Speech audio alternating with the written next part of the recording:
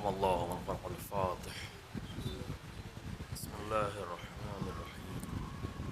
الحمد لله رب العالمين الرحمن الرحيم مالك يوم الدين إياك نعبد وإياك نستعين اهدنا الصراط المستقيم صراط الذين أنعمت عليهم غير المغضوب عليهم ولا الضالين. صدق الله العلي العظيم. لا حول ولا قوة إلا بالله العلي العظيم. أعوذ بالله من الشيطان اللعين الرجيم. بسم الله الرحمن الرحيم. الحمد لله العمى عرفنا من نفسه وألهمنا من شكره وفتح لنا من أبواب العلم بربوبيته ودلنا عليه من الإخلاص له في توحيده وجنبنا من الإلحاد والشك في أمره حمدا لا منتهى لحده ولا حساب لعدده ولا مبلغ لغايته ولا انقطاع لعمده والصلاة والسلام التحية والإكرام على خير خلقه وأشرف بريته وحامل وحيه ومبلغ رسالاته سيد المرسلين خاتم النبيين أبي القاسم محمد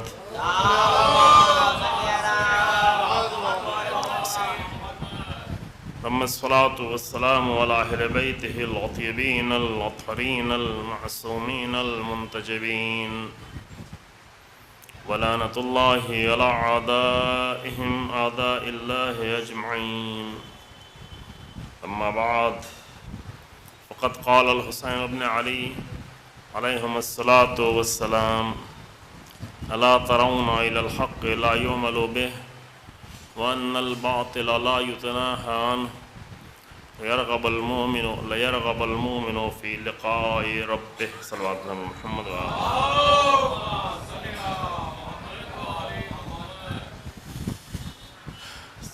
سرکار سید الشہداء حضرت امام حسین علیہ السلام کے نورانی کلام کا یہ حصہ جو ایک مختصر خطبے کے طور پہ آپ نے بیان کیا تھا کربلا میں وارد ہونے کے فوراً بعد، اس میں امام فرماتے ہیں کہ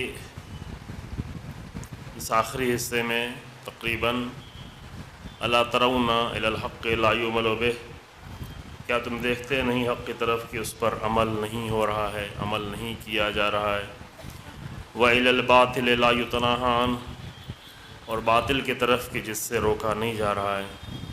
اور جب یہ حالت ہو جائے تو راہ حق میں قربانی دے کر اپنے پروردگار سے ملاقات کرنا مومن کی آرزو ہو جاتی ہے، اور اسی آرزو کو پورا کرنے کے لیے اور وہی حق کی حفاظت کے لیے اور حق کے دفاع کے لیے حسین ابن علی سلام اللہ علیہ میدان کربلا میں وارد ہوئے. لہذا حسینیت اور حسین ابن علی کی یہ قربانی اور حسین ابن علی کے ذریعے سے حق کا باقی رہ جانا، ورنہ اسلام کے ساتھ وہی سب کچھ ہوتا جو دیگر مذاہب اور ادیان کے ساتھ پہلے ہو چکا تھا، اور اسلام کو اس قدر تحریف کر دیا جاتا کہ پھر بنی امیہ ہی کا اسلام اسلام ہوتا، بنی عباس ہی کا دین ہوتا، یزید ہی کی طرف سے پیش کیا گیا اسلام اسلام مانا جاتا. لیکن حسین ابن علی سلام اللہ علیہ نے اپنی اس عظیم قربانی کے ذریعے سے پیغمبر اکرم صلی اللہ علیہ وآلہ وسلم کا حقیقی اسلام ہمیشہ کے لیے محفوظ کر دیا. لہذا اس حفاظت میں جو آپ نے طریقہ اپنایا، جو راستے آپ نے اختیار کیے، جو انداز آپ نے اختیار کیا، وہ انداز فقط اپنے زمانے کے اسلام کی حفاظت کے لیے نہیں تھا، بلکہ امام اپنے اصحاب کے ساتھ ایک ایسا نمونہ چھوڑ گئے کہ قیامت تک کے لیے جب بھی کہیں حق و باطل کی جنگ ہو تو حسین ابن علی سلام اللہ علیہ کا نمونہ موجود ہے۔ وہ طریقے موجود ہیں، وہ انداز موجود ہے، وہ ویلوز موجود ہیں جو حسین ابن علی قائم کر کے چلے گئے، ویلوز جن کی بنیاد حق ہے۔ چونکہ آپ کے سامنے پہلے عرض کیا گیا، حق ہی سے حقیقت ہے۔ بعض کلمات آپ بولتے ہیں لیکن ممکن ہے ان کے درمیان میں رابطہ نہ پیدا کریں۔ آپ کسی بھی حقیقت کو اگر چاہتے ہیں، چونکہ جو حقیقت ہے، حقیقت کے سوا جو کچھ ہے وہ کچھ نہیں ہے، وہ باطل ہے۔ حق کے مقابلے میں باطل ہے، حقیقت کے مقابلے میں باطل ہے۔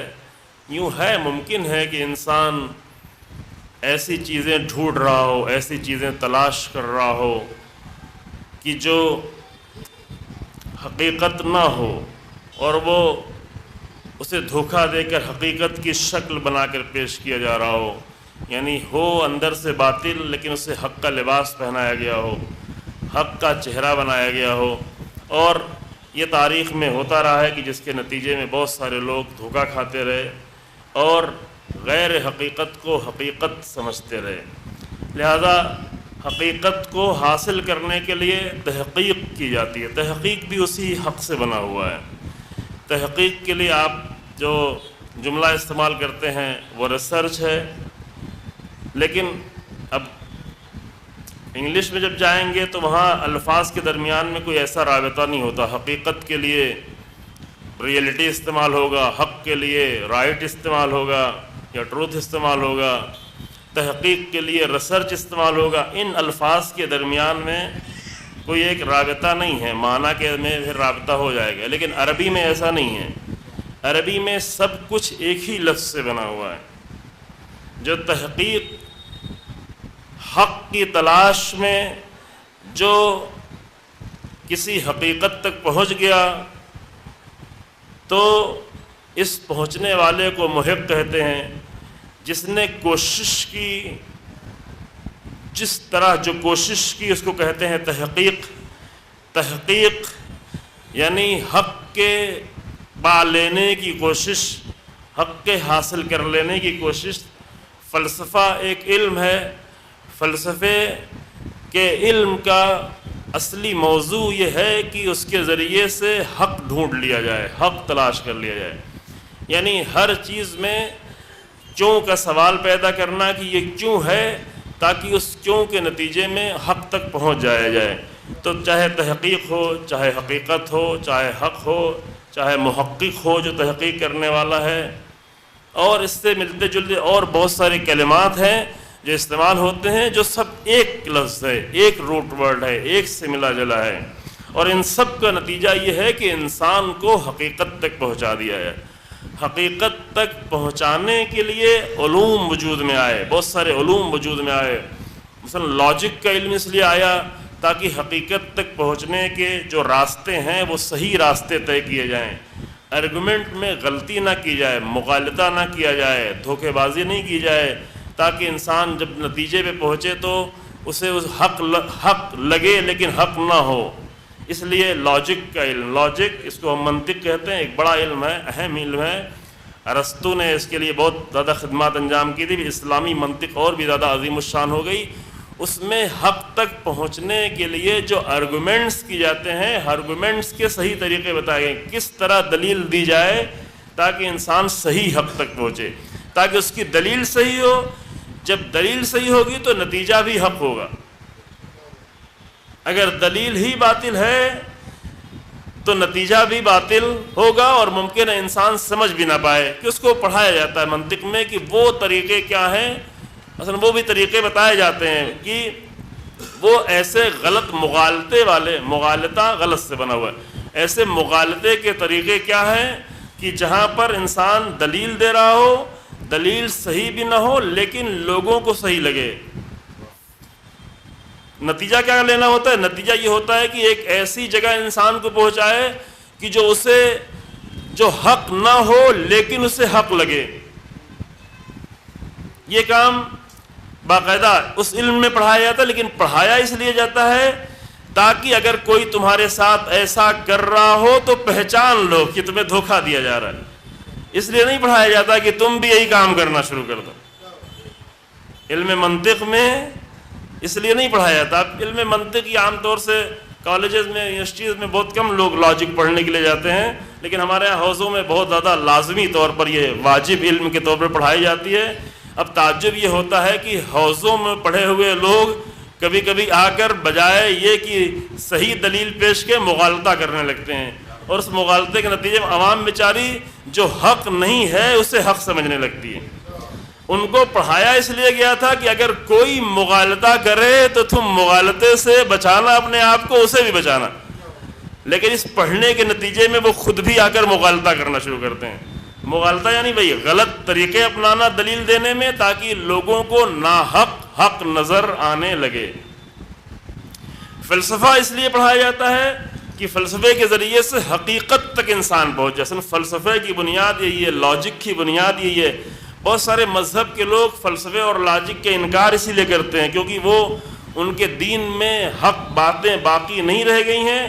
اب اگر فلسفہ پڑھایا جائے گا، اب اگر جو ہے لاجک پڑھائی جائے گی تو ان کا ناحق ہونا لوگوں کے لیے ثابت ہو جائے گا، لہذا وہ فلسفے کے بھی دشمن ہیں، لاجک کے بھی دشمن ہیں. حتیٰ ہمارے اسلامی مذاہب میں فرقوں میں بہت سارے فرقے ایسے ہیں کہ جو کسی بھی طرح اجازت نہیں دیتے کہ تم فلسفہ پڑھو یا منطق پڑھو.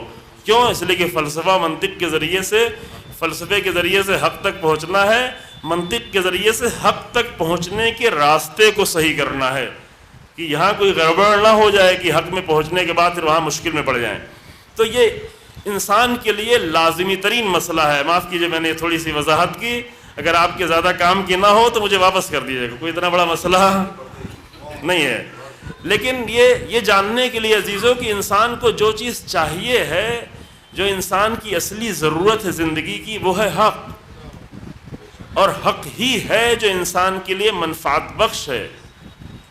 اگر وہ باطل میں جا کے الجھ گیا ہے تو وہ ممکن ہے. ایک موضوع ہے جو میں یہاں نہیں چھیڑ پاؤں گا، ابھی ایک جگہ گفتگو کی گئی ہے، وہ یہ ہے کہ کبھی کبھی لوگ پین کلر کھا رہے ہوتے ہیں دوا کی جگہ پر. مریض ہوتے ہیں، مرض یہ ہے کہ حقیقت ان کے پاس نہیں ہے، روح تڑپ رہی ہے، چونکہ روح کو حقیقت چاہیے، روح کو حق چاہیے. روح کی غذا حق ہے. روح کو باطل سے سیری نہیں ہوتی، تسکین نہیں ہوتی، سکون نہیں ملتا روح کو. لہذا روح روحانیت کو تلاش کرتی ہے، روح معنویت کو تلاش کرتی ہے، روح حقیقت کو تلاش کرتی ہے، روح حقیقی معبود کو تلاش کرتی ہے. یہ روح کی تلاش ہے، ہر انسان کی روح تلاش کرتی ہے کہ جس نے اتنا سب کچھ ہماری زندگی کے لیے کیا ہے اس کا میں ایک شکر ادا کروں. وہ کون سی ذات ہے؟ وہ حق ہے. ہم پہلے آیت پڑھائے ہیں. تو انسان کی روح سے ڈھونڈ رہی ہے، ہر انسان کی روح، چاہے وہ کسی بھی مذہب و ملت کے انسان ہو، ہر انسان کی روح حقیقت کو تلاش کر رہی ہے. اور سب سے بڑا حق وہ ہے کہ جس نے اس پوری دنیا کو حق بنایا ہے اور اتنی ساری نعمتیں ہمیں عطا کی ہیں. تو یہ روح کی تڑپ ہے، وہ ڈھونڈ رہی ہے، اور جب تک نہیں ملے روح تڑپتی رہتی ہے. یہ انسان کی ایک ضرورت ہے. نہ ملنے کے نتیجے میں روح مریض ہونے لگتی ہے، روح بیمار ہونے لگتی ہے، روح مشکل میں پڑ جاتی ہے. پھر اس روح کے مرض کا علاج کیا کرتے ہیں؟ علاج یہ کرتے ہیں کہ اسے چھوٹے چھوٹے ٹیبلٹ دیتے ہیں تاکہ وقتی طور پہ تھوڑا سکون مل جائے. جلدی سے یہ میں کہہ کے بات آگے بڑھ رہا ہوں. ایک اہم مسئلہ ہے، انشاءاللہ کبھی توفیق ہوئی تو اس پہ اور تفصیل سے گفتگو کی جائے گی. اسے جیسے ایک انسان کو بہت مثلا کڈنی اس کی فیل ہو گئی ہے یا اندر سے کینسر ہے، کینسر کی وجہ سے شدید درد ہو رہا ہے، ڈاکٹر کے پاس گیا، ڈاکٹر مرض کو نہیں پہچان پایا، اس نے اسے پین کلر دے دیا، کہا کہ یہ دوا جاؤ کھاؤ. پین کلر یعنی درد کو ختم کر دینے والی دوا، درد کا احساس ختم کر دینے والی دوا۔ کتنی دیر کے لیے؟ جتنا زیادہ قوی پین کلر ہے اتنی دیر کے لیے، کوئی 2 گھنٹہ، کوئی 4۔ ادھر درد بھی دیکھا ہے، درد کتنا زیادہ ہے، درد ادھر شدید ہوگا تو پین کلر کا اثر اتنا ہی کم ہوگا۔ سمجھ رہے ہیں؟ پین کلر جانتے ہیں، میرے خیال سے سارے بچے اور جوان جانتے ہوں گے، ایک ایسی دوا کہ جو درد کے احساس کو تھوڑی دیر کے لیے مٹا دے، لیکن یہ صرف درد کے احساس کو مٹاتی ہے، مرض کو دور نہیں کرتی۔ کوئی بھی پین کلر مرض کو دور ہے، طرح طرح کی پین کلرز موجود ہیں، دوائیں، ٹیبلٹس۔ بعض وقت بزرگی میں کہا جاتا ہے یہ قابل علاج نہیں رہ گیا، ان کے بیچاروں کو مرنا ہی مرنا ہے، تو لو ان کو پین کلر دیتے رہو تاکہ جب تک زندہ رہیں درد کا احساس نہ کریں۔ جیسے کینسر جو اپنے آخری ڈگری میں چلا گیا، یا اور بعض ایسے مرض ہے جس میں کوئی علاج کا کوئی امکان نہیں رہ گیا، تو ان کو کہتے ہیں، ڈاکٹر بھی جانتے رہتے ہیں کہ ان کا کوئی علاج ممکن نہیں ہے، انہیں پین کلر دیتے رہو تاکہ کم سے کم جب تک زندہ ہیں درد کا احساس نہ کریں، زندگی چند مہینے کی، چند لمحوں کی، چند دنوں کی جی سکیں۔ وہاں پہ یہ بات مشکل نہیں ہے، لیکن جب یہ کام دین میں کیا جاتا ہے، یعنی انسان حقیقت کو ڈھونڈ رہا ہے، حق کو تلاش کر رہا ہے، حق مذہب ڈھونڈ رہا ہے، حق معبود ڈھونڈ رہا ہے جس کے سامنے اپنی پیشانی کو جھکا سکے، جس کی ہزاروں نعمتوں کو روزانہ استعمال کر رہا ہے، اس کا شکر ادا کر سکے۔ جب یہ نہیں ملتا تو انسان کی تڑپ بڑھتی ہے، یہ تڑپ کبھی مرض میں تبدیل ہو جاتی ہے، پھر وہ لوگ کہ جو خود حق تک نہیں پہنچے ہیں آ کر لوگوں کو پین کلر دینا شروع کرتے ہیں۔ یہ پین کلر مرض کا علاج نہیں ہے، بلکہ مرض اور بڑھتا جا رہا ہے۔ اتفاق سے اگر مرنے والا آدمی ہے تو وہ جان کے کھائے، لیکن اگر سالم آدمی ہے تو اسے پین کلر سے پرہیز کرنا چاہیے۔ کیوں؟ اس لیے کہ پین کلر کھانے سے کڈنی اور خطرے میں پڑ جائے گی، لیور اور خطرے میں پڑ جائے گا، دوسرے امراض اور بڑھ جائیں گے۔ یہ وقتی طور پہ درد کے احساس کو تو مٹا دے گی، لیکن مشکل کو حل نہیں کرے گی، علاج یہ نہیں کرنے والی ہے، اس سے علاج نہیں ہوگا۔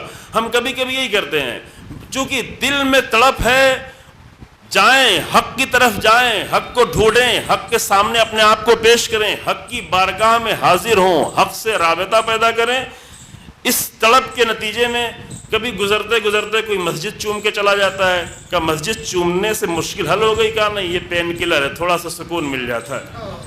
چومنے سے مسجد کے علاج نہیں ہوتا جب تک مسجد میں داخل نہ ہو۔ کوئی مسجد میں داخل ہو کے تھوڑا اور سکون لے کے چلا آتا ہے، کہا حل ہو گیا، کہا نہیں ابھی بھی حل نہیں ہوا، یہ بھی تھوڑا ایک اور قوی پین کلر ہے، تھوڑی اور دیر تک کے لیے سکون مل جائے گا، لیکن علاج نہیں ہوا۔ کہا تھوڑی اور آگے بڑھ کر نماز بھی پڑھ لیتا ہے، کہا نماز پڑھنے سے مشکل حل ہو گئی، کہا نہیں یہ تھوڑا اور لمبا احساس سے سکون دے گا، لیکن ابھی مشکل نہ ہوئی جب تک کہ اس معبود سے رابطہ برقرار نہ ہو جائے۔ چونکہ عبد کو معبود چاہیے ہے، روح کو وہ ذات چاہیے ہے جس نے اس کو خلق کیا ہے۔ لہذا ہم چوم کر، چھو کر، نظر کر کے، نیاز کر کے، تبرک بانٹ کے تھوڑی دیر کے لیے سکون محسوس کرنے لگتے ہیں۔ فرش اعضاء پہ آتے ہیں، سکون محسوس کرنے لگتے ہیں۔ فرش اعضاء کو پین کلر نہیں بنائیں، علاج بنائیں۔ یہ آپ کے اوپر ہے، چاہیں تو فرش اعضاء کو صرف وقتی سکون میں تبدیل کریں، اور چاہیں تو اس فرش اعضاء کو پوری زندگی کے لیے علاج میں تبدیل کر دیں۔ اگر صرف تھوڑا سا کھا پی کر، بانٹ کر، تبرک لے کر، وقتی سکون احساس کر کے چلے گئے اور پھر اسی دنیا میں جا کے داخل ہو گئے جہاں سے آئے تھے، تو یہ تھوڑی دیر کے لیے پین کلر تھا، لیکن اگر یہاں سے حسینیت اپنے ساتھ لے کے چلے گئے تو یہ علاج تھا، یہ مرض کا علاج تھا۔ چونکہ مریض ہیں، چونکہ طرح طرح کے مرض ہیں ہماری روح میں، اخلاقی امراض ہیں، اعتقادی امراض ہیں، شرک کی وادیوں میں ٹہل رہے ہوتے ہیں۔ ابھی دیکھیں انہی مجلسوں میں آ کر نصیریوں کی کتنی تعریف کی جاتی، اتنا بڑا شرک۔ یہ مریض ہے انسان، یہ مریض ہے انسان، یعنی نجس لوگوں کے نجس عقیدوں کی تعریف کی جائے کہاں پر؟ فرش اعضاء پہ آ کر، تو مریض ہے یہ انسان، اور ہم واہ واہ بھی کریں، ہے یا نہیں؟ ابھی یہ کچھ زیادہ بڑھ رہا ہے ادھر 8 10 15 سالوں سے، افسوسناک حالت۔ امیر المومنین نصیری کو اپنے ہاتھوں سے سزا دے رہے ہیں، اس کا مطلب کیا ہے؟ امیر المومنین تو کم سے کم یہ نہیں کہتے کہ اس کو سزا دو، فلاں کو نہیں سزا۔ امیر المومنین کا قانون ہے کہ جو بھی غلطی کرے گا اسے سزا دی جائے گی۔ تو ایسا نہ ہو کہ امیر المومنین کی ہاتھ کی تلوار انتظار کر رہی ہو کہ یہ بھی سزا کا مستحق ہو چکا ہے۔ یہ کیا ہے؟ یہ مریض ہے انسان۔ مریض لوگ ہیں جو اخلاقی طور پر اتنا مریض ہیں کہ جن کو منبر کی حرمت کا بھی خیال نہیں رہ جاتا، تو مریض ہے انسان۔ اس مریض بیچارے کو ممکن ہے تھوڑی دیر کے لیے احساس ہونے لگے کہ میں نے مجلس کر لی یا مجلس پڑھ لی تو مجھے سکون مل رہا ہے، لیکن یہ وقتی سکون نہیں، دائمی سکون ڈھونڈے، وہ سکون کہ جو اس زندگی کو بھی سکون میں تبدیل کر دے، آخرت کو بھی سکون میں تبدیل کر دے۔ اور یہ صلاحیت حسینیت میں ہے، جو کہ حق ہے جو انسان کی روح کو سکون دینے والا۔ میرے ایک ساتھی ہیں، وہ لکھنؤ کے نہیں ہیں، اس لیے میں کہہ رہا ہوں پہلے سے بتا دے رہا ہوں تاکہ آپ کچھ اور نہ سمجھیں، لیکن مطلب سے آپ معیار سے اندازہ کر سکتے ہیں۔ بہت ہی شریف گھرانے کے لوگ ہیں، بہت ہی مہذب گھرانے کے لوگ ہیں، یعنی واقعاً بہت ہی مہذب گھرانے کے لوگ ہیں۔ وہ ہمیں ملے، ان سے میں نے کہا بھائی آپ لوگ اتنے زیادہ مہذب ہیں، مجلس سبھی پڑھتے ہیں لیکن جب منبر پہ آتے ہیں تو یوں چیختے ہیں، اتنا چلاتے ہیں۔ تو میں ان سے ایک سوال ہم نے کیا کہ آپ لوگ بہت قریبی دوست ہیں، اس لیے کچھ دن پہلے کی بات اتفاق سے ہم نے کہا آپ کا پورا خاندان اتنا مہذب ہے تو منبروں پہ آ کر اتنا غیر مہذب کیوں ہو جاتے ہیں؟ ابھی میرا سوال ہے، اس کا جواب مجھے نہیں معلوم کب ملے گا۔ یعنی مہذب گھرانے کے لوگ، مہذب خاندان کے لوگ، مہذب علماء کی نسل کے لوگ، وہ ممبروں پہ آ کر اس قدر، جبکہ ممبر کا کام تھا غیر مہذب لوگوں میں تہذیب پیدا کرنا۔ ممبر رسول اللہ کا ہے، رسول اللہ کے لیے قرآن نے کہا کہ میں نے اس لیے آپ کو بھیجا ہے کہ هو الذی بعث فی الامیین رسولا منہم یتلو علیہم آیاتہ ویزکیہم، میں نے اس لیے بھیجا ہے تاکہ ان کو تزکیہ کر کے مہذب بناؤ، غیر مہذب لوگوں کو۔ اور امیر المومنین نے نہج البلاغہ میں ظاہراً 26ویں 27ویں خطبے میں اللہم صلی علی محمد و آل محمد وعجل فرجہم، فرمایا کہ رسول اللہ نے آ کر غیر مہذب لوگوں کو کس طرح تہذیب، عرب کے جاہلوں کو مہذب بنا دیا رسول اللہ نے اس دور میں۔ پھر جب رسول اللہ کو بھول گئے، رسول اللہ کی تعلیمات کو بھول گئے، تو پھر اس کے بعد پھر ان کی تہذیب چھنی، تو آج تک غیر مہذب ہیں، آج تک ان کے اندر، میں غیبت نہیں کر رہا ہوں منبر پہ بیٹھ کے کسی قوم کی، یعنی بہت نقصان پہنچا رہے ہیں، البتہ سب نہیں، عوام نہیں، عوام بہت سارے مہذب ہیں۔ حاکموں نے اور ان سلطانوں نے اور ان بادشاہوں نے آ کر اس قدر عدم تہذیب کا نمونہ پیش کیا ہے کہ پوری قوم کو بدنام کر کے رکھ دیا ہے، یعنی چند لوگوں نے پوری قوم کو بدنام کر کے رکھ دیا ہے۔ اور یہ ہوتا ہے کہ چند خاص لوگ، کل یہیں پر عرض کیا تھا نا عوام خواص کے بعد، خاص لوگ اگر غیر مہذب ہو جاتے ہیں تو پوری قوم کو غیر مہذب کے نام سے جانا جانے لگتا ہے، چونکہ اثر اس کا ہوتا ہے۔ بہرحال یہ سوال ہے، آپ لوگ اس کے بارے میں سوچئے گا انشاءاللہ کہ ہمیں پھر دوبارہ یہ سوال نہ کرنا پڑے، اور انشاءاللہ کہ ہمارے منبر پر تہذیب نظر آنے لگے، چونکہ رسول اللہ کے لیے قرآن کہتا ہے کہ آئے ہیں تہذیب دینے کے لیے، آئے ہیں تزکیہ کرنے کے لیے، آئے ہیں پاک کرنے کے لیے، آئے ہیں تمہاری روح کو پاک کرنے کے لیے۔ روح پاک ہو تو لازمی نتیجہ اس کا تہذیب ہے۔ تہذیب روح کا مطلب یہ ہے، پتہ نہیں جانتے ہیں ہمارے برادران، بعض لوگوں نے پڑھا ہے، کتابیں پوری لکھی ہیں۔ شہید ثانی رحمۃ اللہ علیہ نے آ کر صرف طالب علموں کے لیے پوری کتاب لکھی، کیسے ان کو مہذب بنایا جائے۔ منیت المرید عظیم الشان کتاب ہے، خاص کر ٹارگٹ کر کے، دوسرے بھی پڑھ سکتے ہیں، چونکہ طالب علم سبھی ہے، جس کو بھی علم کی تلاش ہے وہ طالب علم ہے، جو بھی فرش ادا پہ بھی جو آتا ہے بہرحال طالب علم ہے، کیونکہ علم چاہیے، جو منبر پر آتا ہے وہ بھی طالب علم ہے، چونکہ طالب علم ہوگا تبھی علم آئے گا اور تبھی لوگوں تک علم کو پیش کر پائے گا۔ تو انہوں نے خاص کر یہ کتاب لکھی ہے تاکہ اگر روح میں کہیں پر عدم تہذیب کی نشانیاں ہیں تو اس سے اپنے آپ کو پاک کرے اور مہذب بنے۔ بس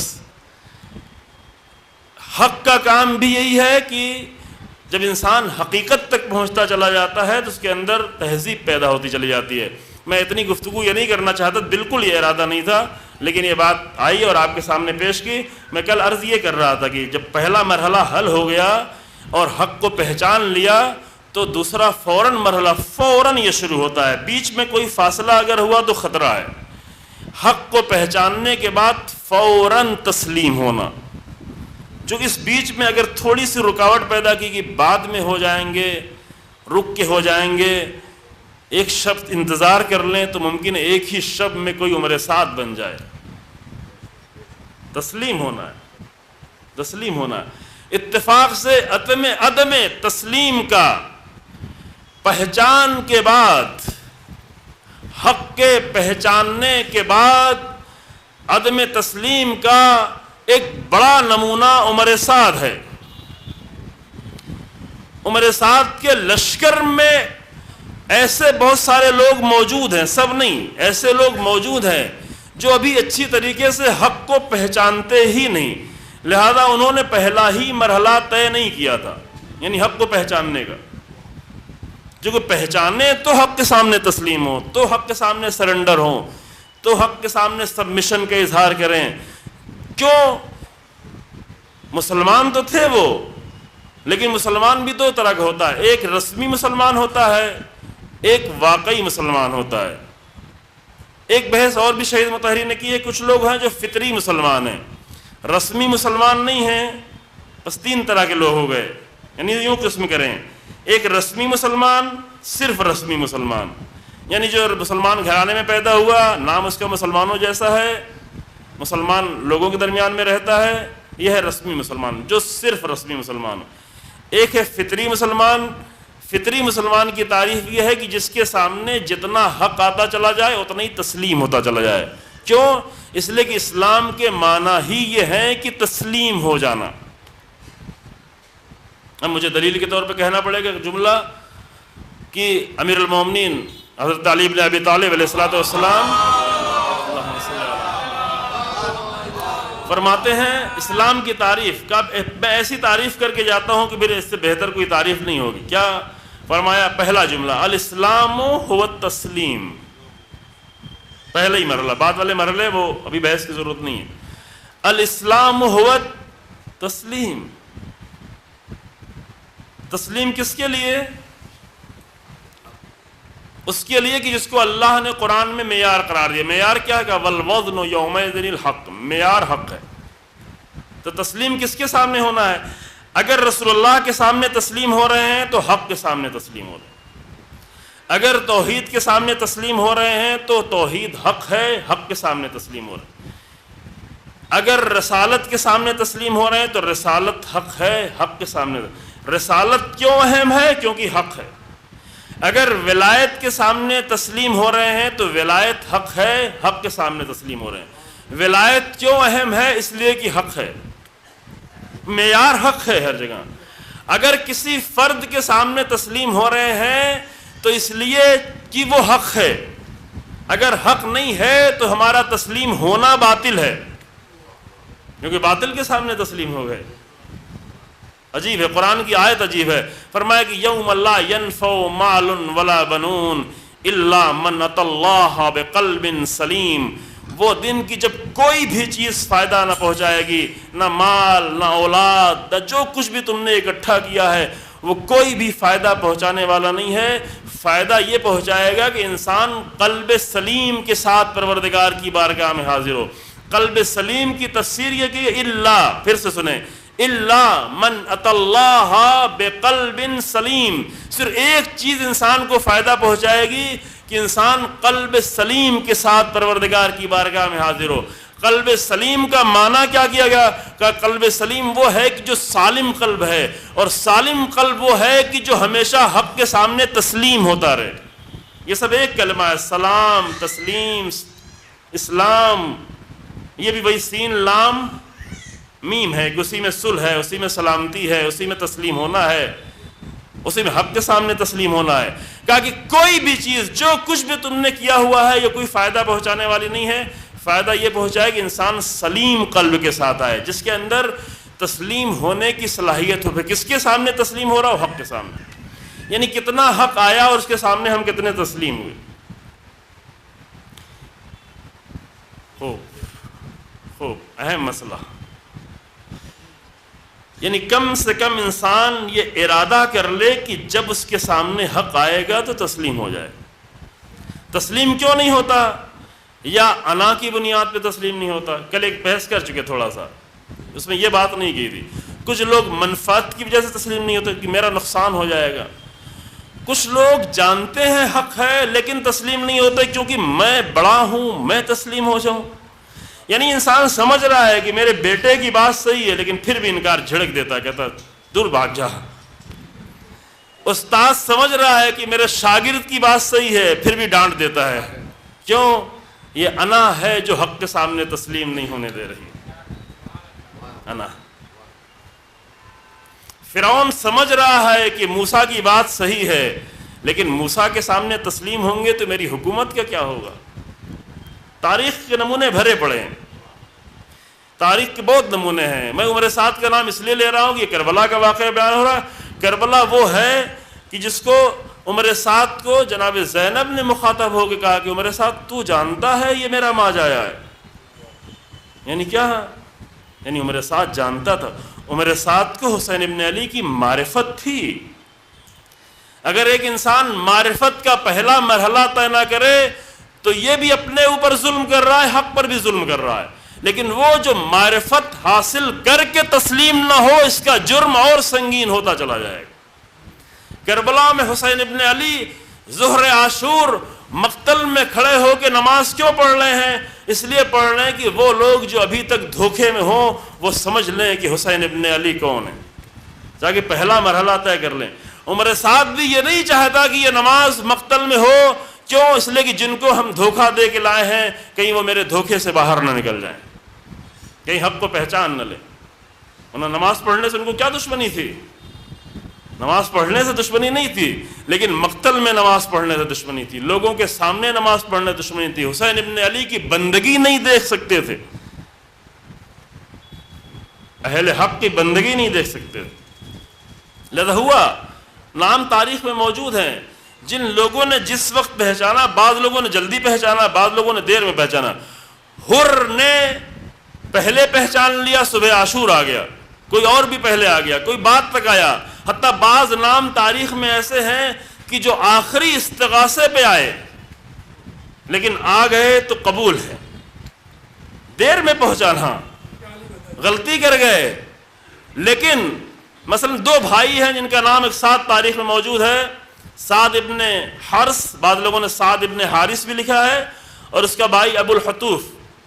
دو بھائی ہیں، دونوں عمر سعد کے لشکر میں موجود ہیں، اور پہلے بھی وہ پہلے کربلا کے واقعے کے تقریباً 25 سال پہلے، 24 سال پہلے یہ جنگ صفین میں تھے، امیر المومنین کے لشکر میں دونوں تھے۔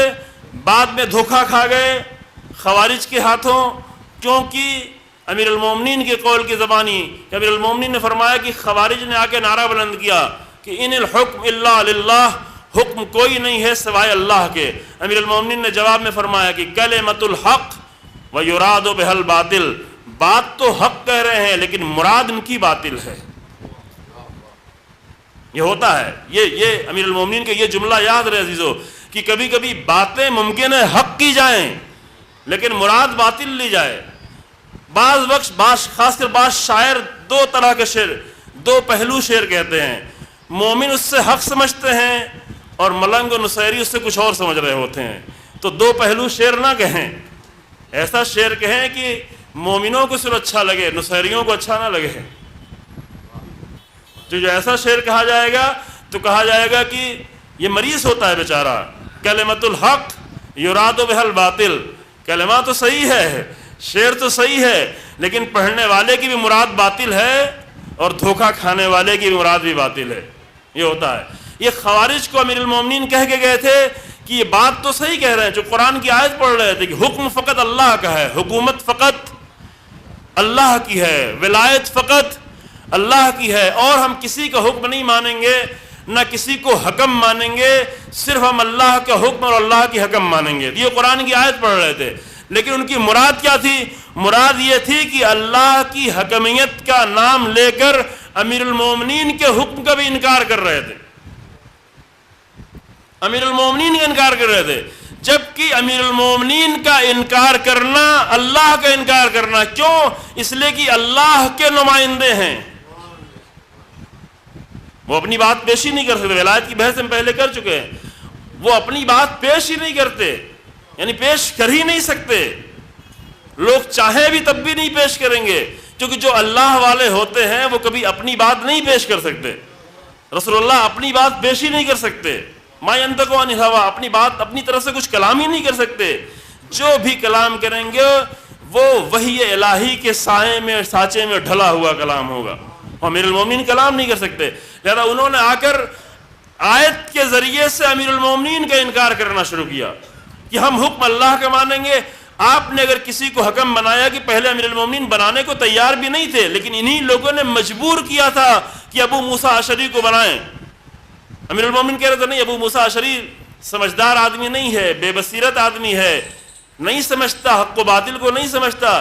جب کوفے میں لوگوں نے جا کے پوچھا کہ دو لڑائی ہونے جا رہی ہے، دو جنگ ہونے جا رہی ہے، دونوں طرف مسلمان ہیں، کس کی طرف جائیں؟ تو کہا کسی کی طرف نہیں جاؤ، یعنی اتنا بے بصیرت انسان، کہا کہ نہیں کسی کی طرف نہیں جاؤ، روک دیا بہت سارے لوگوں کو جنگ جمل میں آنے سے، یعنی حق کا ساتھ دینے سے روک دیا۔ لیکن ان لوگوں نے کہا یہ بڑا مقدس ہے، جنگ میں نہیں آیا، اسی کو بنائے۔ امیر المومنین منع کر رہے تھے، امیر المومنین کہہ رہے تھے مالک اشتر کو بنائیں۔ جب مالک اشتر پہ تیار نہیں ہوئے تو کہا عبداللہ ابن عباس کو بنائیں، لیکن انہوں نے مجبور کیا ابو موسیٰ اشعری کو بنانے کو۔ جب بنا دیا اور جب فیصلہ غلط ہو گیا تو آ کر امیر المومنین پہ اعتراض کرنے لگے، کہا کہ آپ نے بنایا ہی کیوں تھا، آپ نے حکم ہی کیوں بنایا تھا؟ حکم تو صرف اللہ ہے، حاکم تو صرف اللہ ہے، قانون تو صرف اللہ کا ہے، حکومت تو صرف اللہ کی ہے۔ جب یہ باتیں کہیں تو امام نے کہا بات تو حق کہہ رہے ہیں لیکن ان کی مراد باطل ہے، یعنی بات یہ صحیح کہہ رہے ہیں لیکن اس کے ذریعے سے اللہ کے ولی کا انکار کرنا چاہتے ہیں، اللہ کا نام لے کے اللہ کے ولی کا انکار، جیسے آج ہو رہا ہے کہ ولایت امیر المومنین کا نام لے کر امیر المومنین کے ولیوں کا انکار، یہ ہو رہا ہے نہیں ولایت کے نام پر۔ یہ وہی بات ہے کہ جیسے خوارج کرتے تھے، جو خوارج کا سلسلہ جاری ہے، خوارج صفت لوگ ابھی بھی موجود ہیں، وہ خوارج تو نہیں ہے لیکن ان کی سوچ خوارج جیسی ہے، جو آ کر ایک ولایت کو دوسری ولایت سے ٹکرائیں، ولایت سے ولایت کو ٹکرانے والے لوگ۔ جو ولایت اللہ کی ہے وہ اللہ سے شروع ہوتی ہے، رسول اللہ تک آتی ہے، ائمہ تک آتی ہے۔ جب ائمہ موجود نہیں ہے تو وہ سلسلہ جاری رہے گا، کیونکہ حق کبھی رکتا نہیں ہے، حق کو کبھی روکا نہیں جا سکتا۔ لیکن جب ولایت کو ولایت کے مقابل میں لائیں گے تو ان کی ذہنیت ملتی چلی جائے گی خوارج سے، کہ بات حق کہیں گے لیکن مراد اس سے باطل لی جائے گی، اس مشکل میں پڑ گئے۔ وہاں بھی یہی ہوا کہ یہ دونوں یہ دھوکے میں پڑے ہوئے تھے، خوارج میں تھے، پہلے امیر المومنین کے لشکر میں تھے، اور بھی لوگ تھے، شمر بھی امیر المومنین کے لشکر میں تھا لیکن بعد میں چلا گیا چونکہ حق کے معیاروں کو نہیں پہچان رہا تھا۔ یہ ابو الحطوف اور سعد ابن حارث یہ بھی جنگ صفین میں امیر المومنین کے لشکر میں، پھر خوارج میں چلے گئے۔ پھر اس کے بعد خوارج میں کچھ لوگ بچے، باقی سارے لوگ مارے گئے۔ بچے ہوئے لوگوں میں ابن ملجم بھی تھا اور بھی کچھ لوگ تھے، یہ بھی بچے تھے۔ پھر 25 سال بعد، تقریباً 24-25 سال بعد یہ کربلا میں عمر سعد کے لشکر میں آئے۔ عمر سعد کے لشکر میں حسین ابن علی سلام اللہ علیہ کے دشمن بن کے آئے، عصر عاشور تک جنگ کرتے رہے، عصر عاشور تک۔ اب یہاں پہ دو روایتیں ہیں، ایک روایت کہتی ہے کہ حسین ابن علی نے استغاثہ کی آواز بلند کی، تنہا اکیلے حسین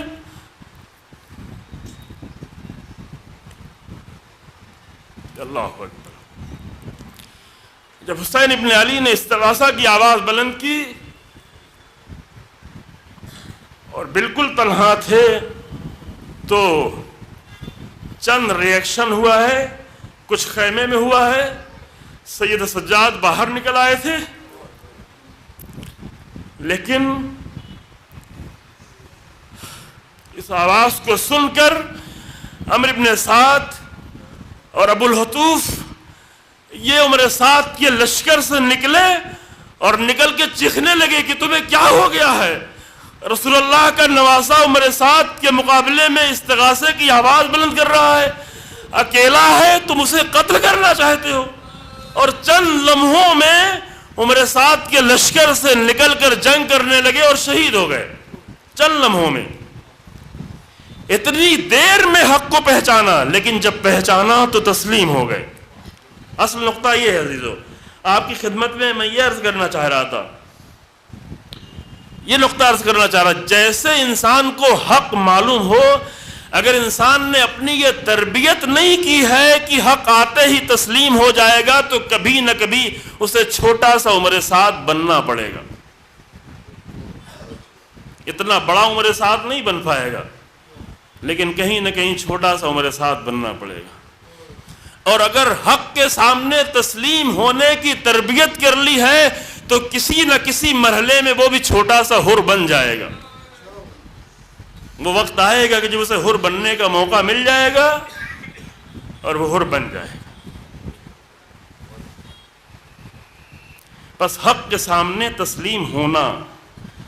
میں ایک نمونہ پیش کرنا چاہ رہا تھا، نہیں معلوم وقت زیادہ نہیں رہ جائے گا اور اس کے بعد فرصت بھی نہیں ہے، اس کے بعد والے مرحلے بیان کرنے ہیں. ایک بہت ہی خوبصورت نمونہ، تاریخ میں بہت سارے نمونے دونوں، میں بہت سارے نمونے لکھ کے بھی لایا تھا کہیں بھول نہ جاؤں. بعض لوگ کہتے ہیں کہ مولانا کو بھول جاتا ہے، لکھ کے لاتے ہیں، اس لیے لکھ کے لاتے ہیں کہ واقعاً بھول نہ جاؤں، کوئی اچھی بات ہے. لیکن اب اتنا وقت کم رہ جاتا ہے کہ کچھ باتیں پھر بیان ہی نہیں ہو پاتی ہیں اور نہ بھولتے ہوئے بھی بھلانا پڑتا ہے. قرآن نے بہت سارے نمونے دونوں طرف کے بیان کیے. کل میں نے یہودیوں کا نمونہ پیش کر دیا، میں دہراؤں گا نہیں. جانتے تھے یعرفونہ کما یعرفون ابناءہم، رسول اللہ کو، حق کو، کتاب کو، قرآن کو اتنا بہتر شکل میں جانتے تھے جیسے اپنے بچوں کو جانتے تھے، لیکن رسول اللہ کو نہیں مانا. آج بھی بہت سارے لوگ جانتے ہیں لیکن نہیں مانتے. کیوں نہیں مانتے؟ یا تعصب کی بنیاد پر، یا جہالت کی بنیاد پر، یا نادانی کی بنیاد پر، یا منفعت کی بنیاد پر، یا انانیت کی بنیاد. اتنے سال تک تو میں اس مذہب میں تھا، کیسے چلا جاؤں؟ اور اتنے سال تک میں نے یہ رسم نبھائی، اب کیسے اس کا انکار کروں؟ بہت سارے لوگ، ان کا دین صرف ایک دین ہے، کیا؟ دادی اماں کا دین، یعنی بوڑھی عورتیں جو کرتی آئیں وہی کرنا ہے، وہی حق ہے. کل ایک معیار بتایا تھا، جو جتنا چیخ کے بولے وہ حق ہے. ایک حق اور ہے کہ جو ہمارے یہاں ہوتا آیا ہے وہی حق ہے، اور اس ہونے کے مقابلے میں اگر کوئی صحیح بات کی جائے تو ماننا تو دور کی بات ہے، دشمن ہو جاتے ہیں. قرآن کہتا ہے کچھ لوگ ہیں کہ یکتمون الحق، جو جانتے ہوئے بھی حق کو چھپاتے ہیں. خدا نہ کرے کہ منبر پر آ کر حق چھپایا جانے لگے، خدا نہ کرے. جانتے ہوئے حق کو، اب حق کے بارے میں قرآن کی آیتیں بہت زیادہ ہے. یہ آپ کا مجلس جو 10 دنوں کی ہے، حق کو جانتے ہوئے چھپاتے ہیں. لیکن ایک بہت ہی عظیم الشان، میں نمونہ اس لیے پیش کر رہا ہوں عزیزو کہ ایک نمونہ آپ کے ذہن میں رہ جائے. قرآنی نمونہ، ایک کچھ ایسے لوگوں کو دعوت دی گئی تھی، باطل نے دعوت دی تھی، باطل کے سپورٹ کے لیے دعوت دی تھی. بدترین باطل میں پوری زندگی جنہوں نے گزاری تھی وہ کون لوگ تھے؟ وہ ساحرین فرعون تھے. جلدی سے کہہ گزرتا ہوں. ساحرین فرعون، سحر سے بڑا باطل کیا ہے؟ جنہوں نے زندگیوں کو خالی تباہ کیا ہوا تھا، جادو کر کر کے لوگوں کی زندگی کو تباہ کیا تھا. پھر فرعون کی مدد کرنے کے لیے آئے تھے، مدد بھی جادو کے ذریعے کرنے آئے تھے. یعنی باطل کے ذریعے سے باطل لوگ مدد کرنے آئے تھے. یعنی باطل ہی باطل ہے، ہر طرف باطل ہی باطل ہے. سامنے کون آ گیا؟ حق کا نمائندہ جناب موسیٰ. حق لے کے آئے، عصا لے کے آئے، حاضر ہوئے. واقعہ آپ کو پورا معلوم، واقعہ میں نہیں پڑھتا. قرآن کی آیت آپ انشاءاللہ جا کے اور اگر باریکیوں میں جانا چاہیں تو پڑھیں. جب یہ آئے تھے جناب موسیٰ کے سامنے آئے، فرعون سے آ کے ملے. فرعون جو اپنے آپ کو انا ربکم الاعلی، میں تمہارا پروردگار ہوں، میں تمہارا رب ہوں، یہ بھی آئے فرعون کے سامنے. ان کو بڑی خوشی تھی کہ فرعون کے دربار میں آنے کا موقع ملا ہے، اور آنے کے بعد کہنے لگے کہ میں آیا ہوں تیرے دربار میں، اور آنے کے بعد میں جیت بھی جاؤں گا، اور جیتنے کے بعد تو مجھے اجر دے گا نا؟ کہا ہاں، اجر ہی نہیں بلکہ تو ہمارے مقربین میں سے ہوگے. اَإِنَّ لَنَا لَأَجْرًا إِن كُنَّا نَحْنُ الْغَالِبِينَ، اگر ہم غالب ہو جائیں، اگر ہم کامیاب ہو جائیں تو کیا ہمارے لیے اجر ہوگا؟ کہا کہ ہاں، نام بلا، بل من المقربین، بلکہ تم جو ہے تم مقربین میں سے ہوگے، تم ہمارے قریبیوں میں سے ہو جاؤ گے. یہ فرعون کی آواز تھی. پھر کیا ہوا؟ میں نے یہ دیکھ رہا ہوں اس لیے کہ قرآن کی آیت کو کہیں بیچ میں کوئی لفظ چھوٹ تو نہیں گیا ہے. جی ہاں. اور تھوڑی دیر پہلے یہ بھی کہہ رہے تھے کہ بے عزت فرعون کی عزت کی قسم، انا لنحن الغالبون، ہم حتمن کامیاب ہو جائیں گے. اپنے باطل پر اتنا بھروسہ تھا. ہوتے ہیں کچھ لوگ جو اپنے باطل پہ اتنا بھروسہ کرتے ہیں کہ خود بھی باطل کو حق سمجھنے لگتے ہیں. اتنا بھروسہ، یعنی سوچنے ہی نہیں پاتے. ایک مرتبہ کم سے کم لوگ اپنے ہی بارے میں سوچیں کہ ہمارے پاس کون سا حق کتنا ہے. اگر حقیقت چاہیے تو سوچیں کتنا ہی حق پر ہوں، پھر بھی اپنے حق کے بارے میں سوچیں کہ اس کی دلیل کیا ہے. ہمارے لیے اسی لیے کہا ہے جتنا بھی اصول دین ہے، جتنا تم دلیل سے آؤ گے وہی اتنی قبول ہوگا. اگر دلیل کے بغیر تمہارے عقیدے ہیں تو وہ سارے عقیدے کبھی یوں ہی چلے جائیں گے. بچپن میں عقیدہ تھا، ماں باپ نے سکھایا تھا، کالج چلا گیا بھول گیا انسان، کیونکہ دلیل نہیں تھی. لہذا اپنے حق کو دلیل کے طور پر، یہ نہیں کہ اب اسی جو کچھ ہے اسی کے اوپر دلیل دینا شروع کرو. نہ، جو کچھ ہمارا عقیدہ ہے اس کو دلیل نہیں چاہیے. دلیل ڈھونڈتے ہوئے جائیں کہ دلیل کہاں تک پہنچاتی ہے. طریقے بتائے گئے ہیں کہ اگر قرآن سے ڈھونڈیں، اگر اہل بیت سے ڈھونڈیں تاکہ پہنچائے. یہ نہیں کہ جو کچھ ہمارا عقیدہ ہے اسی کے لیے ہم دلیل ڈھونڈیں، اسی کو مضبوط کریں. بعض لوگ یہ کام کرتے ہیں. بعض لوگ یہاں سے حوضے میں قم تک چلے جاتے ہیں لیکن جا کر وہاں حق نہیں ڈھونڈتے، جو کچھ لے کے جاتے ہیں اسی کی دلیل ڈھونڈتے ہیں. تو ان کو کبھی حق بھی ملنے کی گارنٹی نہیں ہے، چونکہ پتہ نہیں حق لے کے گئے تھے یا لے کے نہیں گئے تھے. چونکہ جو لے گئے تھے اسی کی دلیل چاہیے. جب اس کی دلیل، یعنی قرآن بھی پڑھتے ہیں تو انتخاب کرتے ہیں کہ کون سی آیت میرے کام کی ہے. چونکہ میرا عقیدہ پہلے سے یہ تھا تو اسی کی ہمیں دلیل چاہیے. باقی آیت کا اسے چھوڑو، میرے کام کی نہیں ہے، کیونکہ شاید وہ حق تک پہنچا دے. انتخابی قرآن پڑھ رہے ہوتے ہیں، انتخابی حدیثیں پڑھ رہے ہوتے ہیں. لہذا انہوں نے پہلے یہ کہا تھا، اور جب وہ آئے تو باقاعدہ یہ کہ آئنا لنا لاجرا ان کننا نحن الغالبین. یہ آیت پڑھی جو آپ کے سامنے، اگر ہم جیت گئے تو کیا میرے لیے اجر ہے؟ فرعون نے کہا قال نعم وانکم لمن المقربین. جی ہاں، یہ واو ایک چھوٹ گیا تھا. ہاں، اجر بھی ہے اور اجری نہیں، تم ہمارے مقربین میں. تم معمولی لوگ فرعون جیسے انا ربکم الاعلیٰ کہنے والوں کے مقربین میں ہو جاؤ گے. کتنی خوشی کی بات تھی ان کے لیے، کتنا بڑا مقام مل گیا ان کے لیے. لیکن پھر کیا ہوا؟ پھر وہ پورا ماجرا، اب ماجرا میں نہیں پڑتا، پورا ماجرا پیش آیا. کہا تم ڈالو گے یا میں ڈالوں رسی؟ کہا کہ تم ڈالو. انہوں نے رسیاں ڈالیں، جناب موسیٰ نے اپنا عصا ڈالا اور وہ سارا ماجرا پیش آ گیا. اس کے بعد انہوں نے کیا کہا؟ یہ نمونہ پیش کرنا تھا. وہ جو باطل میں ہر جگہ پوری زندگی جن کی باطل میں گھری ہوئی تھی، انہوں نے کہنا شروع کیا کہ قالوا آمنا برب العالمین فألقی السحرۃ ساجدین. یہ جادوگر سحرۃ السحرہ یعنی سب کے سب، یہ عجیب ماجرا تھا. سب کے سب جادوگر اتنے باطل کے ساتھ آئے تھے لیکن سب کے سب سجدے میں گر گئے فوراً. اتنی جلدی تسلیم ہونا.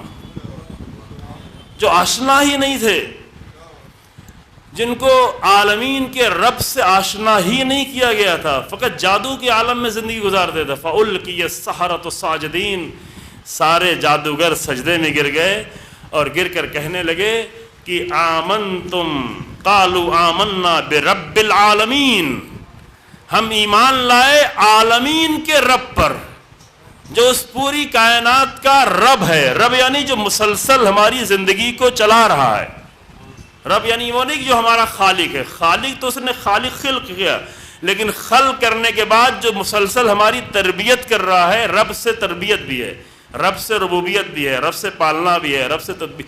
وہ جو مسلسل ہماری تدبیر و تربیت کر رہا ہے، ہماری سانسوں کے ذریعے سے، ہماری غذاؤں کے ذریعے سے، ہمارے رزق کے ذریعے سے، وہ ہے رب العالمین. کہا کہ آمنتو برب العالمین، آمنا برب العالمین. ہم سب کے سب رب عالمین پر ایمان لائے، رب موسیٰ و ہارون. وہ رب العالمین دھوکہ نہیں پڑ جائے، دھوکے میں نہیں چلا جانا. وہی رب العالمین کو جو رب موسیٰ اور رب ہارون ہے. کتنی جلدی حقیقت تک پہنچ گئے. اب یہ نہیں معلوم انہوں نے یہ کہا اپنی تربیت کی تھی کہ جب حقیقت آئے گی تو سامنے تسلیم ہو جائے گا. اب کیا ہوا؟ اب اس کے بعد ایک جملہ اور سنیں. فرعون کہتا ہے کہ میری اجازت کے بغیر میں خدا ہوں. اگر تمہیں دوسرے خدا کا سجدہ بھی کرنا ہے تو مجھ سے اجازت تو لینا چاہیے تھی. یہ ہے فرعونی مزاج، یہ ہوتا ہے میری اجازت کے بغیر یہ پڑھ دیا، میری اجازت کے بغیر نماز پڑھا دی. ایسا بھی ہوتا ہے، مسجد میں آ کر ایک مولوی نماز پڑھا کر کہا میری اجازت کے بغیر نماز پڑھائی. بھئی مسجد ہے، یہ مولوی ہے، مسجد نماز پڑھنے کے لیے، وہ نماز پڑھا رہا ہے، تو بیچ میں یہ فرعون کون سے آ گئے کہ بغیر اجازت کے تمہاری نماز نہ پڑھائی جائے؟ مزاج ہوتا ہے مزاج. اب یہ آپ ڈھونڈیں، اس کے نمونے بہت سارے ہیں ہر جگہ، گھر میں، یہاں وہاں. جب حق بات ہے تو حق میں اجازت کی، ہاں اگر کوئی ڈسپلن کا مسئلہ ہو، کوئی نظم کا مسئلہ ہو، وہ الگ بات ہے کہ ہر ایک نہیں، لیکن بہرحال حق کے اوپر اعتراض کرنا. فرعون نے کہا کہ آمنتم قبل ان آذن لکم، قبل اس کے کہ میں تم کو اجازت دوں، اذن دوں، اس کے پہلے ہی تم سجدے میں چلے گئے، اس کے پہلے ہی تم ایمان لے آئے، تو اس کا نتیجہ کیا ہوگا؟ قال آمنتم لہ قبل ان آذن لکم انہ لکبیرکم، کا یہ بھی تمہارے ہی جیسا جادوگر ہے. اب فرعون پھر ان کو دھوکہ دے رہا ہے، کہا تم بھی جادوگر تھے، یہ بھی تم سے تھوڑا بڑا جادوگر ہے، لیکن وہ جانتے ہیں کہ میں جادوگر تھا، یہ جادوگر نہیں ہو سکتا. جو جادوگر جانتا ہے کہ جادو کہاں تک جا سکتا ہے، سحر کی حدیں کہاں تک ہے. اس کے بعد جو موسیٰ نے پیش کیا ہے وہ سحر کی حدوں سے باہر ہے، اور سمجھ گئے. لیکن حسن ان کا یہ ہے کہ سمجھ کے فوراً تسلیم ہو گئے، اور یہ تسلیم ہونا بہت سخت ہے عزیزو. موسیٰ کے سامنے جا کے جناب شعیب کے گھر میں تسلیم ہوتے تو کوئی بڑی مشکل نہیں تھی. یہ بات پہلے عرض کر چکا ہوں، اس واقعے میں نہیں، دوسری جگہ عرض کیا، ابھی دہراتا ہوں آپ کے سامنے. اگر موسیٰ کے سامنے جا کر 2 دن بعد تسلیم ہوتے تو مشکل نہیں تھی. مزہ اس بات میں ہے کہ وہیں فرعون کے سامنے تسلیم ہو رہے ہیں. اللہ اکبر، وہیں تسلیم ہو رہے ہیں، اور وہیں تسلیم ہو گئے. مثلا حر سمجھنے کے بعد چلا جاتا اور جا کے کوفے میں کہتا کہ میں نے توبہ کر لی اور میں بڑا غلط تھا، میں حسین ابن علی کو حق مانتا ہوں، تو یہ بھی تسلیم ہونا تھا. جیسے 12,000 اور توابین تسلیم ہوئے اور جا کے اپنی جان بھی دے دی، لیکن ان کی جان دانا بیکار رہا، جان دی. 12,000 سے زیادہ لوگوں نے آ کر کوفے میں ابن زیاد کے لشکر کے مقابلے میں توبہ کرتے ہوئے جان دے دی حسین ابن علی سلام اللہ علیہ کے خون کے انتقام میں. لیکن خدا ہی جانے تمہاری جان دینا کیا ہو، خدا کرے گی. بہرحال جان دی، لیکن ان کا 12,000 لوگوں کا جان دینا ایک طرف، اور حر کا آ کر حسین ابن علی کی بارگاہ میں تسلیم ہو جانا ایک طرف. اس حر کے ایک تسلیم کی قیمت ان کے ہزاروں تسلیم سے کہیں زیادہ بڑی ہوئی. کیوں؟ اس لیے کہ جہاں تسلیم ہونے کا موقع تھا وہاں پر تسلیم ہوئے. بعد میں جا کے تسلیم ہوتے رہے. پورے مدینہ اس نے جان دے دی، صرف جان نہیں دی، بہت کچھ اور جھیلنا پڑا. اور میں واقعہ نہیں دہراتا، مدینہ کا سنا ہوا ہے. بہت قربانیاں دی، اپنی قربانیاں، ماؤں کی قربانیاں، بہنوں کی قربانیاں، ہزاروں ناجائز بچے پیدا ہوئے مدینے میں. اتنا سب کچھ ہونا پڑا حسین ابن علی کا ساتھ نہ دینے کی وجہ سے. لیکن یہ سب کچھ بات کا مرحلہ ہے، اس وقت نہیں آئے جب حر کی طرح لوگوں کو آنا چاہیے تھا. اس وقت حسین ابن علی کو تنہا چھوڑا تھا، اس وقت حسین تنہا تھا. بس تمام کرتے ہیں عزیزوں. تو ابھی وہی لوگ جو تھوڑی دیر پہلے فرعون کہتا کہ میری اجازت کے بغیر ایمان لاتے ہو، تَلَوْقَطِّعَنَّ أَيْدِيَكُمْ وَأَرْجُلَكُمْ مِنْ خِلَافٍ ثُمَّ لَأُصَلِّبَنَّكُمْ أَجْمَعِينَ، تمہارے ہاتھ پیر کاٹ دیں گے. من خلافن، داہنا ہاتھ کاٹیں گے تو بایاں پیر کاٹیں گے، بایاں ہاتھ کاٹیں گے تو داہنا پیر کاٹیں گے. من خلافن، تمہارے ہاتھ پیر کاٹ دیں گے. ہاتھ پیر کاٹ کے چھوڑیں گے نہیں، بلکہ لَأُصَلِّبَنَّكُمْ أَجْمَعِينَ، تم سب کے سب کو ایک ساتھ سولی پہ چڑھا دیں گے. اللہ اکبر. حق کی راہ میں اس طرح سولی پہ چڑھنے کی لذت کوئی کیا جانے، ہم کیا جانے جو بہانے ڈھونڈتے ہیں. تو وہ ساحرین جو ابھی تھوڑی دیر پہلے کہہ رہے تھے کہ مجھے کچھ اجر چاہیے ہے، کچھ مجھے ملے گا یا نہیں ملے گا، 4 سکے ملیں گے یا نہیں ملیں گے، ہمیں بھی انا لنا لاجرن، وہی ساحرین ان کی زبان بدل گئی، عرب وہ کہنے لگے کہ لا زیرا قالوا لا زیرا، اب ہمیں اس کی کوئی پرواہ نہیں، انا الی ربنا منقلبون، ہم اپنے پروردگار کی طرف پلٹ چکے ہیں، ہم حق کی طرف پلٹ چکے ہیں، اور اس کے بعد ان نطمع ان یغفر لنا خطایانا وان کننا اول المؤمنین، اب تو ہمیں صرف ایک آرزو ہے کہ میرا رب ہمارے گناہوں کو معاف کر دے، کہ ہم نے بہت جادو کیا ہے، بہت نقصان پہنچایا ہے، بہت ہی خطائیں کی ہیں، بہت ہی برائیاں کی ہیں، میں صرف ایک آرزو کرتا ہوں کہ میرے گناہ معاف ہو جائیں۔ یہ ان کا حق کے سامنے تسلیم ہونا اللہ کو اتنا اچھا لگا کہ اگر قرآن کی مسلسل آیتوں کا حصہ بنا دیا، کہا کہ تھوڑی دیر پہلے یہ جادوگر اتنے پست تھے کہ چند سکوں کے لیے حق کے مقابلے میں آ کر جادو پیش کر رہے تھے، جبکہ وہ جانتے تھے کہ جادو باطل ہے، لیکن جب حق کے سامنے تسلیم ہو گئے تو اتنے سربلند ہو گئے کہ کہا اب میرا ہاتھ کاٹا جائے یا میرا پیر کاٹا جائے یا مجھے سولی چڑھایا جائے یا میری جان لے لی جائے، اب ہمیں اس کی کسی کی پرواہ نہیں ہے، کیونکہ ہم اپنے پروردگار کی طرف پلٹ چکے ہیں، اپنے رب کی طرف ہم پلٹ چکے ہیں، اب ہمیں اس کی کوئی پرواہ نہ رہی۔ یہ ہے تسلیم کا نمونہ، اس طرح تسلیم ہو جانا، یہ روح چاہیے عزیزوں۔ اب جا کر جو معیار کل اور پرسوں آپ کے سامنے بیان کیا گیا، ان معیاروں پر حق ڈھونڈیں کہ کون کتنا منفعت پہنچا رہا ہے، کون کتنا حقیقت رکھتا ہے۔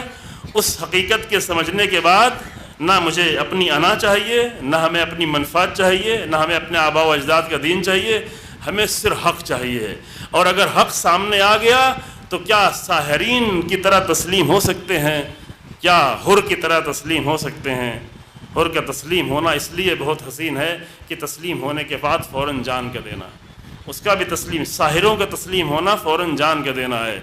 اور بھی واقعات قرآن میں، اب وقت نہیں، جا کے سورہ یاسین پڑھیے گا کہ جاء من اقصى المدینۃ رجل قال یا قوم اتبعوا المرسلین، قرآن نے ایک صفحے میں آ کر داستان بیان کی کہ کس طرح سب مرسلین کا انکار کر رہے تھے، لیکن ایک انسان تنہا آیا، کہا کہ آؤ تسلیم ہو جاؤ کیونکہ یہ حق ہے، اور حق ہونے کی دلیل وہاں پہ پیش کی۔ کہا حق ہونے کی دلیل یہ ہے کہ یہ حق بات کہتا ہے لیکن اس کا کوئی اجر نہیں مانگتا، بغیر اجر کے حق بات کہتا ہے، اجر کے بغیر۔ جا کے قرآن پڑھیں سورہ یاسین، یہ اگر ممبر پر آ کر اجر نہیں مانگتا کہ مجھے اجر دو گے تو میں آؤں گا، اور کتنا دو گے اور کیسے دو گے اور کیا کرو گے، کہا اجر، یہ سورہ یاسین ہے، کہا کہ ان انبیاء کے حق ہونے کی دلیل یہ ہے کہ یہ اجر نہیں مانگتے، اجر کے طلبگار نہیں۔ یہ معیار سب ہیں جو قرآن نے بیان کیے ہیں۔ اور حر بھی یہی دیکھ رہا تھا، حسین ابن علی تو اس محبت سے، اس عقیدت سے، اس ہمدردی سے، حسین کو کچھ نہیں چاہیے، حسین اپنے بچوں کی قربانی دینے کے بعد بھی لوگوں کو حق کی دعوت دے رہے ہیں۔ حسین ابن علی کے لیے حق اتنا بڑا ہے کہ اپنے علی اکبر کی قربانی دینے کے بعد بھی لوگوں کو کہہ رہے ہیں اب بھی حق کی طرف آ جاؤ، اب بھی تمہارے لیے ہم حق کی دعوت دے رہے ہیں۔ اور آگے ابو الحتوف جیسے لوگ اور سعد ابن حارث جیسے لوگ استغاثہ حسین ابن علی سن کے آ گئے، وہ جان دے دی، اسی مقتل میں جان دے دی، وہیں کربلا میں جان دے دی، اور 32 لوگوں نے آ کر جان دے دی۔ یہ 32 لوگ کون تھے؟ حر جیسے، یہ وہ لوگ تھے کہ جنہوں نے پہلے شاید حق کو نہیں پہچانا تھا، لیکن میدان کربلا میں آ کر حق کو پہچان لیا تو تسلیم ہو گئے۔ پھر اب یہ آخری منزل عزیزو کہ حق پر تسلیم ہونے کے بعد حق پہ قربان ہونے کی اگر لذت پوچھنا ہے تو جادوگروں نے تو وہ جملہ کہا تھا کہ اب مجھے کوئی پرواہ نہیں ہے، لیکن مقتل حسین ابن علی میں کربلا میں ایک 13 سال کا بچہ جب اس سے پوچھا گیا کہ کیوں جان دینا چاہتے ہو، کیف الموت عندک یا بنی، اللہ اکبر۔ امام حسن علیہ السلام کی شہادت کے بعد حسین ابن علی جناب قاسم کو، حسن مثنیٰ کو، عبداللہ کو، طاہر کو، ابا بکر ابن حسن کو بھتیجا نہیں کہتے تھے، یا بنیا، اے میرے لال، بیٹا بھی نہیں کہتے تھے، ابنی بھی نہیں کہتے تھے، بنیا، خاص محبت کے ساتھ۔ وہ فرمایا یا بنیا کیف الموت عندک، اے میرے لال، اے میرے عزیز فرزند، تیرے نزدیک موت کیسی ہے؟ تو جواب دیا احلا من العسل، اے میرے چچا موت ہمارے نزدیک شہد سے بھی زیادہ شیرین، حق پر جان دینا شہد سے بھی زیادہ شیرین ہے۔ ہمیشہ یہی ہے، یہ معیار دے کے چلے گئے ہیں کربلا والے کہ جب بھی تمہیں حق پہ جان دینا ہو تو اسے کڑوا نہیں سمجھنا، اسے شہد سے بھی زیادہ شیریں سمجھنا، جب بھی تاریخ میں جان دی جائے۔ آج بہت سارے جوان جا کر حق پہ جان دے رہے ہیں، کس کے مقابلے میں؟ دہشت گردوں کے مقابلے میں۔ وہ رو کے نہیں جا رہے ہیں، مجبور ہو کے نہیں جا رہے ہیں، چونکہ کوئی ان کو یہ درس دے کے گیا ہے روز عاشور، شب عاشور میں کہ حق پر جان دینا شہد سے زیادہ شیریں ہے، تو عشق کے ساتھ جا رہے ہیں جان دینے کے لیے۔ شہید باقر صدر کو طرح طرح کے بہانے دیے گئے کہ یہ کر لو، ایسا کر لو، ایک جملہ کہہ دو، ایک جملہ امام خمینی کے خلاف کہہ دو، جان معاف کر دیں گے، ایک لفظ کہہ دو، کہا کہ نہیں، حق پر جان دینا شہد سے زیادہ شیریں ہے۔ یہ درس ہم نے پڑھ لیا ہے، کربلا والوں کا درس پڑھ لیا ہے۔ جن لوگوں نے کربلا کے 13 سال کے بچے کا درس پڑھ لیا ہے، ان کے نزدیک حق پہ قربان ہونا شہد سے زیادہ شیریں۔ پھر انہیں ڈرایا نہ جائے، انہیں دھمکایا نہ جائے۔ بعض لوگ دھمکانے کی کوشش کرتے ہیں کہ حق نہ بولو، حق نہ کہو، یہ کر دیں گے، ایسا کر دیں گے۔ کہا کیا کرو گے؟ جان دے دینا جب شہد سے زیادہ شیریں ہے تو حق کی راہ میں جو بھی ہوگا وہ سب کے سب شیرین ہوگا۔ حق کی راہ میں گالیاں دو گے تو وہ بھی شیرین ہے، حق کی راہ میں برائیاں کرو گے تو وہ بھی شیرین ہے، کیونکہ کسی کی عزت جناب زینب سے بڑھ کے تو نہیں ہے۔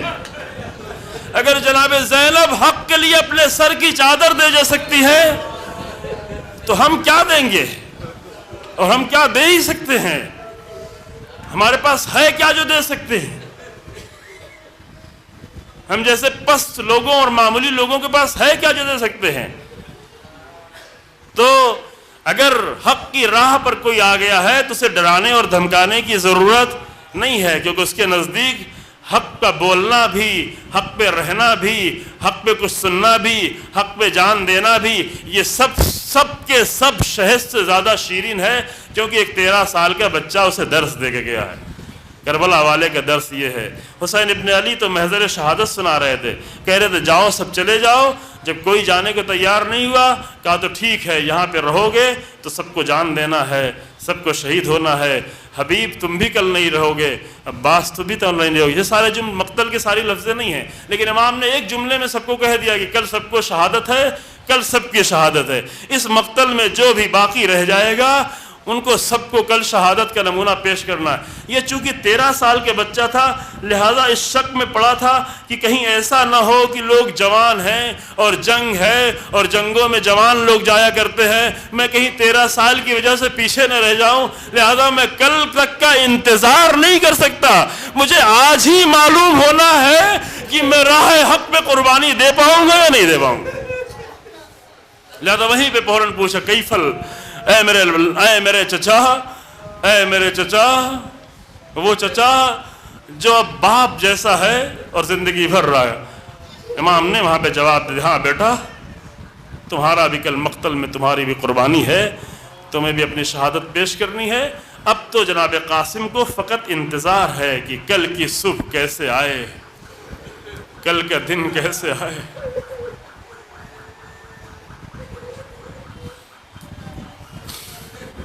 کل کا دن اس بات کے لیے انتظار ہے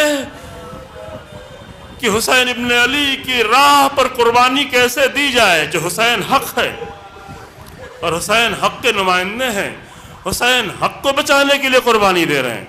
لہذا عجیب تڑپ ہے، شہدائے کربلا میں عجیب تڑپ ہے۔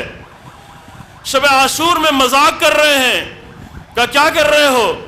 کہا کہ میری قوم گواہ ہے کہ میں زندگی میں کبھی بھی مذاق نہیں کرتا تھا، لیکن آج اس شب میں اس سے بہتر کون سا وقت آنے والا ہے۔ برائر ہے، عبد الرحمن ہے، مذاق کر رہے ہیں۔ کہ کہاں کی تیاری ہے؟ اب وہ جملے ہیں تاریخ میں، ابھی آپ کے سامنے نہیں بیان کرتا۔ جناب قاسم انتظار کر رہے ہیں، حسن مثنیٰ انتظار کر رہے ہیں۔ حسن مثنیٰ بڑے بیٹے ہیں، امام حسن علیہ السلام کے بڑے فرزند جناب حسن مثنیٰ ہے، کہ وہ بھی میدان میں گئے اور بہت زخمی ہوئے، لیکن اللہ کی مرضی تھی، باقی رہ گئے، بے ہوش تھے اور زندگی باقی رہی، جو امام حسن علیہ السلام کے داماد بھی ہیں، اور انہوں نے بہت ساری روایتیں بیان کی ہیں۔ ان کے بیٹے عبداللہ ہیں جو امام حسن علیہ السلام کے نواسے ہیں، امام حسن علیہ السلام کے پوتے ہیں، انہوں نے اپنی ماں سے کئی روایتیں بیان کی ہیں کربلا کے واقعے کے بارے میں، شام غریبہ اور دیگر روایتوں کے بارے میں، بحر الانوار اور دیگر کتابوں میں روایتیں موجود۔ لہذا امام حسن علیہ السلام، ابھی میں شام کی مجلس میں شاید عرض کروں، بھی وقت نہیں رہ گیا ہے، کہ بڑی قربانی جناب امام حسن مجتبیٰ علیہ السلام کی میدان کربلا میں بڑی قربانی ہے۔ کم سے کم 3 بیٹے، کم سے کم 3 بیٹے، ورنہ 5 بیٹوں تک کا بھی ذکر ہے، اور شیخ مفید نے کم سے کم 4 بیٹوں کا ذکر کیا ہے، یعنی عبداللہ ابن حسن، جناب قاسم، ابا بکر ابن حسن، طاہر ابن حسن، یہ نام جن کو ذکر کیا ہے، اور جناب حسن مثنیٰ جو سب سے بڑے بیٹے تھے ان کا نام ہی حسن مثنیٰ تھا، یعنی مثنیٰ یعنی سیکنڈ، دوسرا حسن، دوسرا حسن، چونکہ امام حسن کے بہت شبیہ تھے، جناب قاسم بھی امام حسن کے بہت شبیہ تھے۔ امام حسن بہت زیادہ خوبصورت تھے، روایات میں ہے کہ لوگ آ کر دروازے پہ کھڑے ہوئے، امام سے سوال تو نہیں کرتے تھے لیکن امام حسن کو دیکھتے تھے، اتنے خوبصورت تھے۔ جناب قاسم بھی بہت خوبصورت تھے، بہت ہی حسین تھے، اور امام حسن علیہ السلام کی شہادت کے بعد 3 سال کی عمر تھی جناب قاسم کی۔ حسن مثنیٰ بڑے تھے، عبداللہ چند مہینے کے سر تھے۔ ان سارے بچوں کے سرپرست حسین ابن علی ہیں، اور اس طرح سے سرپرست ہیں کہ حسین کو اب اپنے بچوں کا خیال اتنا نہیں ہے جتنا اپنے بھائی کے بچوں کا خیال ہے۔